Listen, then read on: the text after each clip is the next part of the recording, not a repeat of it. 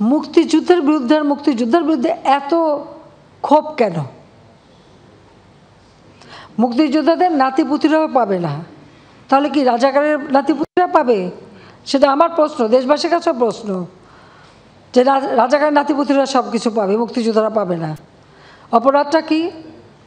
নিজের জীবন বাজি রেখে, নিজের পরিবার সংসার সব কিছু ফেলে দিয়ে যারা মুক্তিযুদ্ধে অংশগ্রহণ করেছিল, দিন রাত খেয়ে না খেয়ে, কাদা মাটি ভেঙে, রোদ বৃষ্টি ঝড় সব মোকাবেলা করে যুদ্ধ করে এই দেশে বিজয় এনে দিয়েছিল। আর বিজয় এনে দিয়েছিল বলেই না আজকে সবাই উচ্চ পদে আসীন, আজকে গলাবাড়ে কথা বলতে পারছে। নইলে তো ওই পাকিস্তানিদের বুটের লাথি খেয়ে চলতে হতো। আজকে আমি কথা বলছিলাম যে কোনোদিন বিদেশে যেতে গেলে আগে একটা ভিসা নিতে যেতে হতো করাচিতে, কারণ যখন করাচি রাজধানী, এরপর রাজধানী হলো ইসলামাবাদ, তারপর হলো পিন্ডি।